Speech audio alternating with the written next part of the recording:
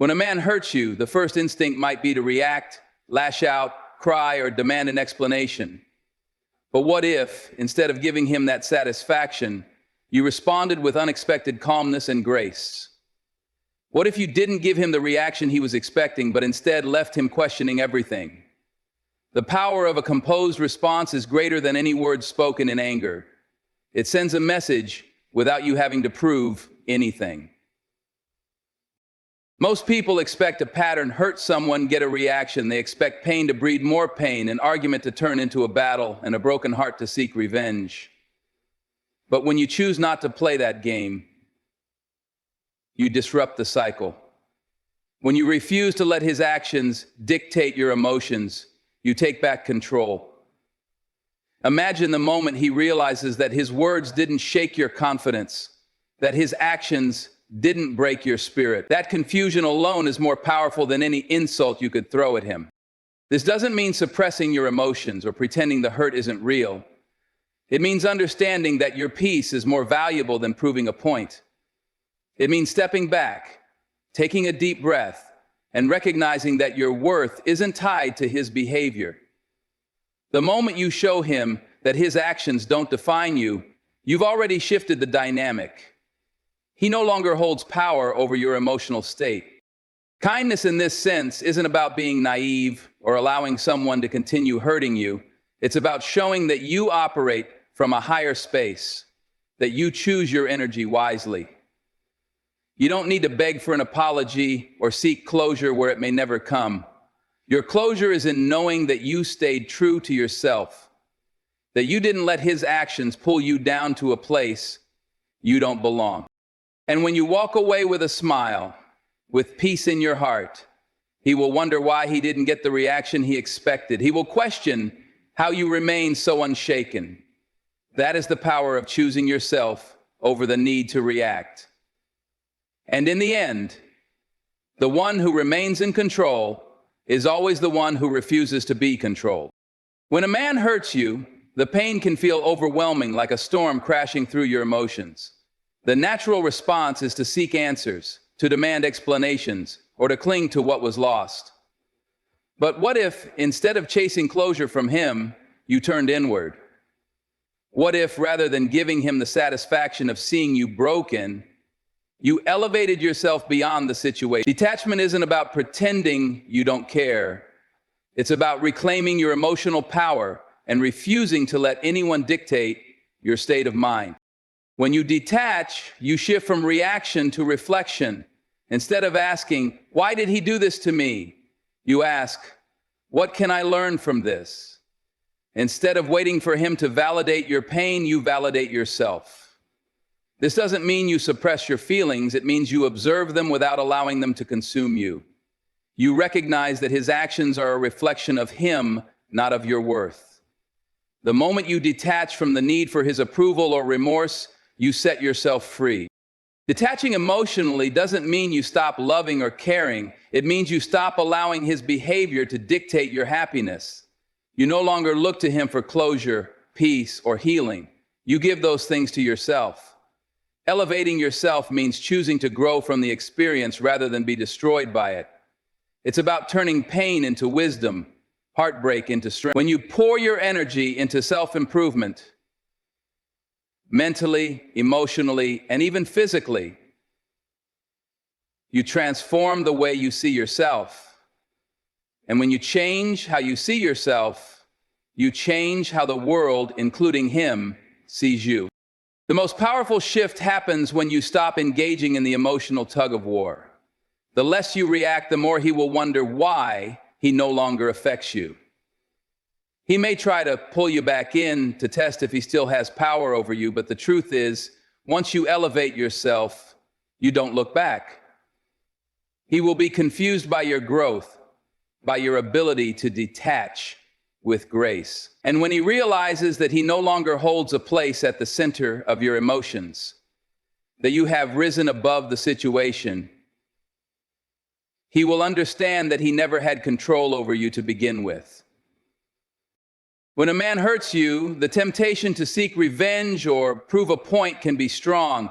You may want him to feel the same pain, to realize what he lost, or to regret his actions. But the most powerful response isn't revenge, it's elevation. Instead of wasting your energy trying to make him suffer, channel that energy into becoming the best version of yourself. Nothing confuses someone more than seeing you rise higher when they expected you to fall. Pain can either break you or build you. The choice is always yours. Instead of dwelling on what he did, use the experience as fuel to transform yourself. Focus on your goals, your health, your mind, and your happiness. When you shift your attention away from him and toward your growth, something incredible happens. You start to glow differently. The hurt no longer defines you. Instead, it refines you. And when he sees that you are thriving, untouched by his actions, he will wonder how he lost someone so powerful. The truth is, most people expect those they hurt to stay wounded, to remain stuck in the past. They expect to still have control over your emotions long after they're gone. But when you level up, instead of looking back, you break that expectation. You prove that your life does not revolve around his presence or absence. He may have played a role in your story, but he does not get to define your ending. This journey of elevation isn't just about external success. It's about internal transformation. It's about healing, about finding joy in your solitude, about rediscovering your worth. The moment you realize you don't need closure from him, that you don't need an apology to move forward, you step into a power that no one can take from you. You become someone who is no longer attached to what hurt you because you built something greater, yourself. The way you're supposed to address yourself. And when he finally looks back, expecting to find you waiting, he will instead see you soaring. That realization alone will be more powerful than anything you could have said or done. The best response to pain is always growth, because nothing confuses those who hurt you more than seeing you completely unbothered, successful, and at peace. When a man hurts you, the urge to say something, to confront him, to demand answers can feel overwhelming. You want to express your pain, to make him understand what he did, to force him to acknowledge the damage. But sometimes the most powerful response isn't words.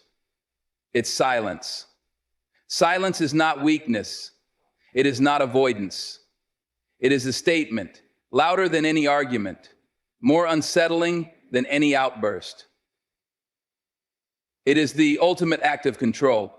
When you go silent, you break the cycle of emotional tug-of-war. You refuse to engage in the back and forth, the explanations, the justifications that he may or may not even care to hear. Silence forces him to sit with the weight of his own actions, without you absorbing the burden for him. He doesn't get to hear you cry, doesn't get to feel validated by your pain, doesn't get to know whether you're suffering or healing. That unknown is what confuses him the most.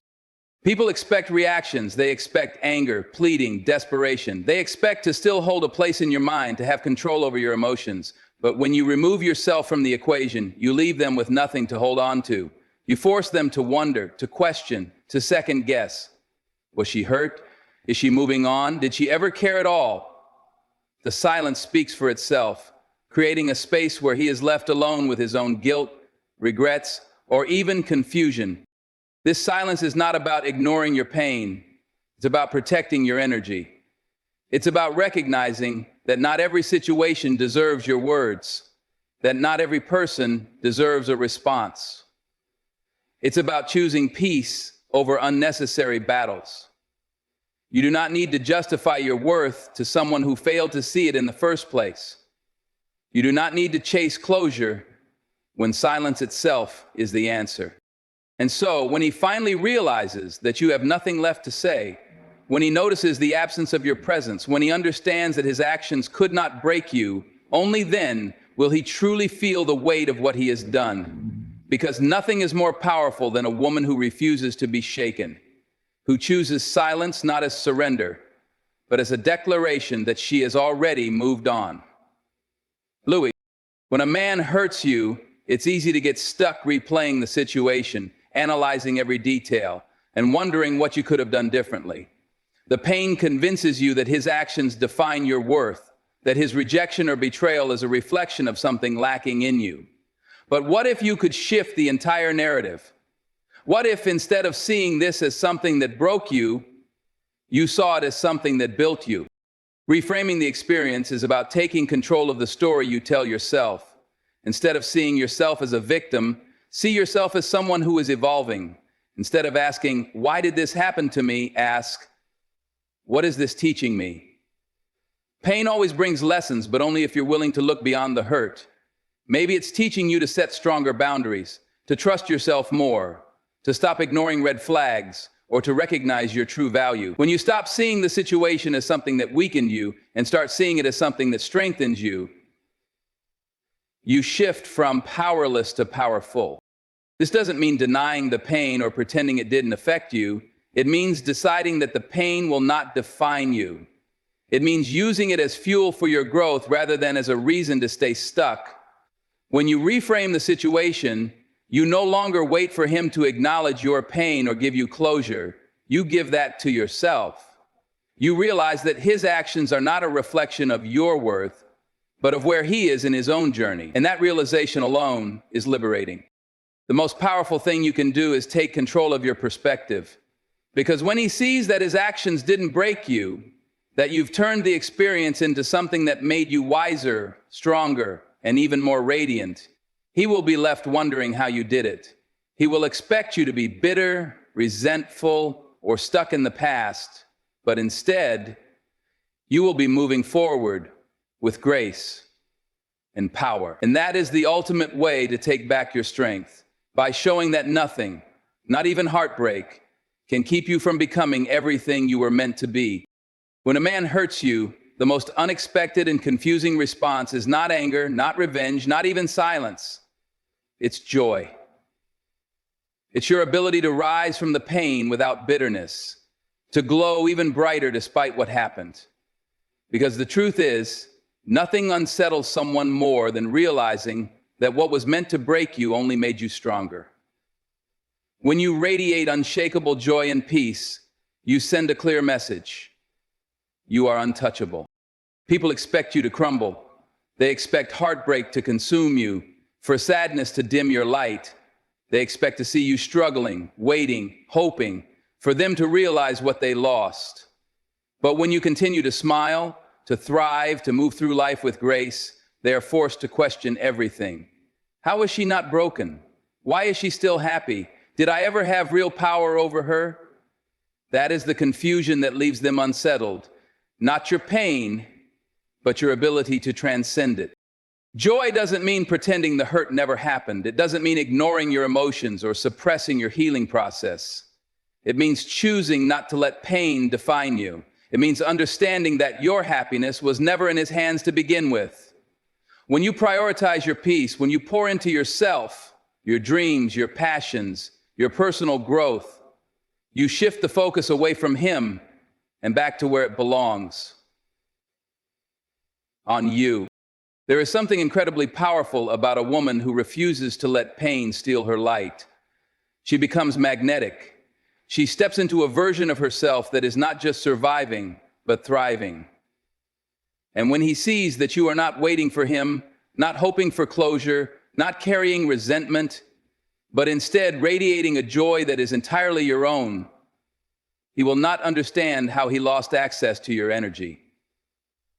Sometimes I cry for the same reason you must cry. At the end of the day, real power is not in proving a point to someone who hurt you. It's in proving to yourself that nothing, no heartbreak, no betrayal, no disappointment can take away your peace. And when you reach that place, you realize you were never really losing anything. You were always gaining yourself.